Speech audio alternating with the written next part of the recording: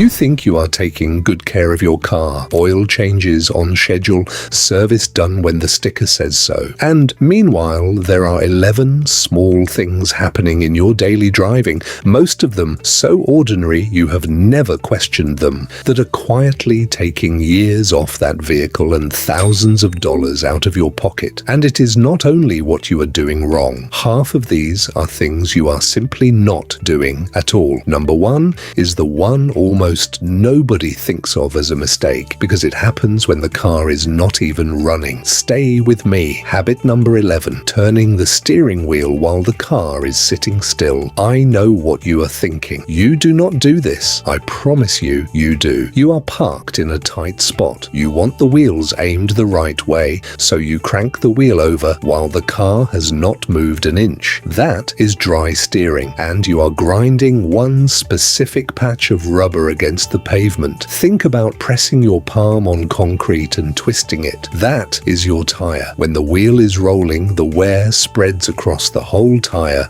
When it is stopped, all of that scrubbing lands on one spot, and your power steering is fighting the full weight of the car pressed down on stationary rubber. That is the hardest load you can hand a pump. Pumps are not cheap. Neither is a set of tires. The fix costs nothing. Let the car roll. A foot of movement is enough. Get the wheels turning first, then turn the wheel. Now, the next one is something people do on purpose, thinking they are being smart. Habit number 10, topping off the tank after the pump clicks. The nozzle shuts off. Instead of hanging it up, you squeeze again. It clicks. You squeeze again until fuel is practically at the top of the filler neck. I get the logic. More gas now, fewer trips later. But you are damaging a system most drivers do not know exists. Alongside your tank, there is a second system called the evaporative emissions system. Its entire job is to capture fuel vapor, hold it, and route it back into the engine to be burned. It is built for one thing only: vapor.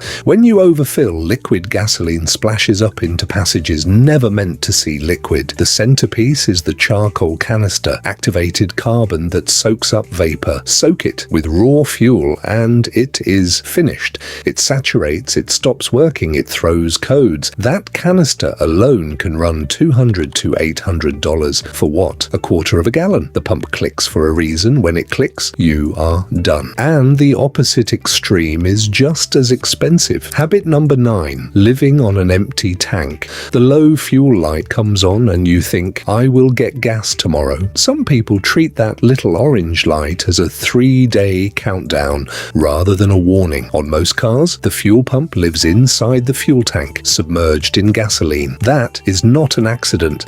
The gasoline cools the pump and lubricates it. That fuel is doing a job just by surrounding it. Run the tank near empty, and the fuel sloshes every time you turn or brake. The pump sucks air instead of liquid. Now it is running hot with nothing to cool it. Do it once, no harm. Do it as your routine, and that pump dies early at the worst possible moment, because it sits inside the tank. Replacing it means dropping the tank out from under the car. That is why a fuel pump job can run $1,000 and climb from there. When the light comes on, that is not a suggestion. That is your next stop.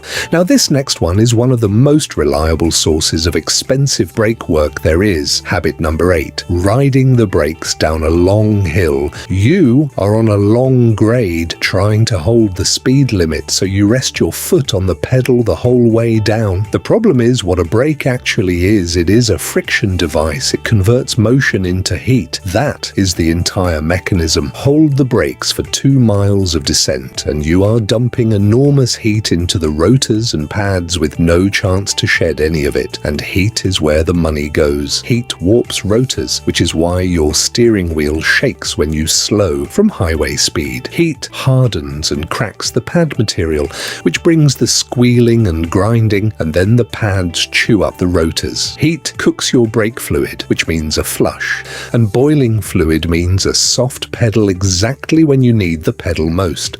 So use the transmission instead. Every car gives you some way to hold a lower gear, manual mode, a sport setting, or an overdrive off button. Drop a gear when the wheels turn the engine faster than it wants to turn. All that resistance slows the car for free and your brakes stay cool. Every time I bring bring this up, somebody tells me I will destroy the transmission.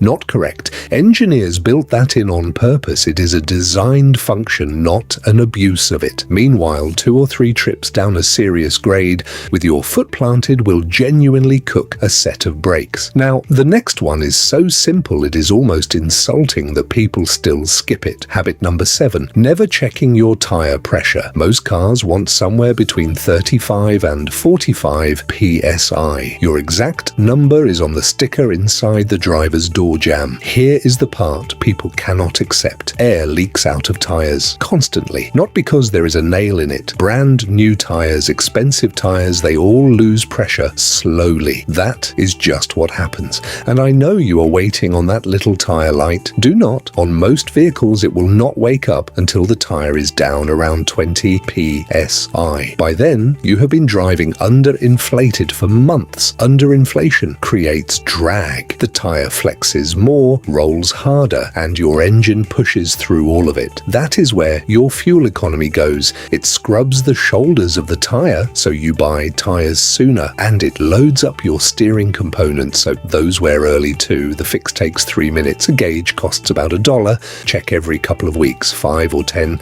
psi low, top them off. Now the next one costs real money, and it comes down entirely to being in a hurry. Habit number 6, shifting before the car has actually stopped. 3 versions of this, and I see all 3 constantly. First, the person running late. They back out, and while still rolling backward, they yank it into drive and hit the gas. The entire weight of that vehicle is moving one way while the engine demands the wheels go the other. The clutch packs absorb all of that. Second, slamming it into park while still creeping.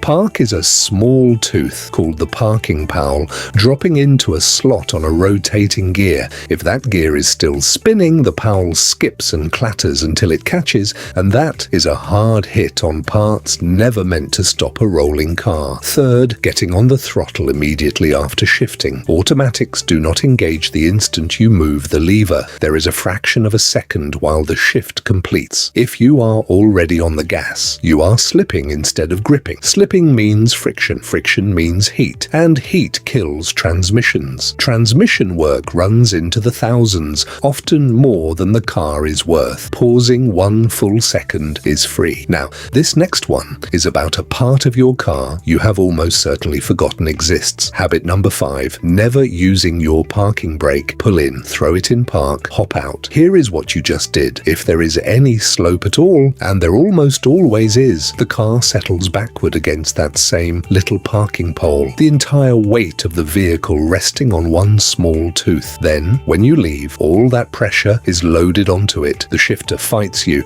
and it bangs out of park. That is precisely why there is a parking brake. It takes the weight off the transmission and puts it on the wheels, where it belongs. And I know some of you live somewhere completely flat. It still matters. That system is mechanical. Cables, sleeves, pivots sit unused for years, and it seizes. Then the day you need it, you snap a cable, or it does not engage, or worse, it engages and refuses to release. Use it or lose it the right way. Stop with the foot brake, shift into park. Then, before you lift off the foot brake, set the parking brake. Now, the next habit happens before you have even left the driveway, and people defend it passionately. Habit number 4, letting it idle forever to warm up. People start the car and let it sit for 15, 20, 30 minutes. Yes, an engine is designed to run at operating temperature. Nobody's arguing that. But modern engines are so efficient that idling is a terrible way to make heat. Sitting in the driveway, your engine takes an enormously long time to reach temperature, so that 20 minutes of warming up is 20 additional minutes of running cold. You did not shorten the cold period, you extended it. And during warm-up, the computer runs the engine rich. Extra fuel over a long stretch means carbon on your valves and sludge on the top end. It can also mean raw gasoline washing down your cylinder walls, cutting into the oil film, exactly the wear you were trying to avoid. The engine will be cold on the first start, no matter what. The goal is to make that window short. Driving does that faster than anything else. Give it 30 seconds, then pull out and drive gently. Light throttle. Nothing aggressive until the needle moves. Now, the next one people will tell you is purely cosmetic. It is not. Habit number 3, letting dirt, salt, and water spots live on the car. When grime cakes onto your vehicle, it holds moisture against the metal. If you drive where they salt the roads, or you live near the ocean, that salt packs in right along with it. Water plus salt plus metal is corrosion, and it works fast. Your exhaust is thin metal, and thin metal rusts through quickly. Your suspension sits right in the spray, so those components corrode and every fastener seizes. Then there is the one that is actually dangerous. Your brake lines run along the underside, taking everything the road throws at them, corrode a line badly enough, and it lets go. I have seen a driver step on the pedal and have brake fluid blast out the side of the line, and then there is no brake. Water spots are the other one nobody takes seriously. Hard water dries on the paint and leaves mineral deposits. Leave them and they etch into the clear coat permanently. Anything involving paint repair is expensive. The fix is not glamorous. Wash the car regularly and pay attention to the underside, because that takes the worst of it. A hose and 5 minutes underneath knocks the salt loose. Now this next habit sounds strange when I say it out loud, but it might be the cheapest one to fix. Habit number 2, not listening to your car. Your car will tell you a problem is coming long before it arrives. It just tells you in sounds, and most people turn the radio up. A belt squeals, replace it then, and it is a cheap part. Ignore it, and it snaps. And now you are on the shoulder with no charging and no water pump. Your power steering pump whines. That is low fluid talking. Top it off, and you keep the pump. A whine or hiss from the water pump. Catch it, and you have a water pump job. Ignore it. Lose coolant, overheat, and now you are talking head gasket money. Brakes squeak from the wear indicator. That is a set of pads. Ignore it, and you are into the rotors. Every one of those noises is a free early warning. The car is doing its part. Do yours. When something sounds different than it did last week, find out why now, not in 3 months. Now, this last one might catch you off guard, because it happens when the car is not being driven at all. Habit number 1, letting the car sit for months. There is an instinct that says a car not being used is not being worn out. That is exactly backwards. Start with the battery. A few weeks of sitting is enough for it to drain itself flat, and a battery that goes fully dead is a battery you just ruined. A good part destroyed by nothing. Then the oil. Everything clinging to the top of the engine slowly drains back into the pan over weeks. So when you finally crank it, the top of that engine is dry, and it runs dry until the pump gets oil back up there. That is one of the hardest starts an engine ever takes. The tires get it too. Sit long enough in one position and you get flat spots. Sit outside and you get dry rot, and the tire is finished regardless of tread depth. Same with the rotors. Your pads normally scrub the surface rust off every drive. Let it sit, and that rust pits the rotor face, and the next time you drive, that pitted surface tears through your pads. Now it is a full brake job. Wheel bearings can rust and go bad sitting still. That happened to me. Came home from a long trip, and both front bearings were roaring on the highway, and the fuel goes off. Ethanol gas degrades in the tank, and degraded fuel means clogged injectors and a strained pump. In a cold climate, a partially full tank is worse because condensation forms inside it, rusting the tank from the inside and putting water in your gasoline. So if the car has to sit, do not let it truly sit. Have somebody drive it every couple of weeks, not idle it in the driveway. Actually drive it around the block and put it back. That preserves the battery, the oil film, the brakes, the bearings, and the tires all at once. So let's put all 11 together. 11, stop cranking the wheel while parked. Roll a little first. 10, when the pump clicks, you are finished. 9, the low fuel light is not a countdown. 8, no riding the brakes down long hills. Use a lower gear. 7, check your tire pressure every couple of weeks. 6, come to a complete stop before you shift. 5, use your parking brake before you lift off the foot brake. 4, do not idle for 20 minutes, 30 seconds, then drive gently. 3, wash the car, especially underneath. 2, when the car makes a new noise, take it seriously the first time.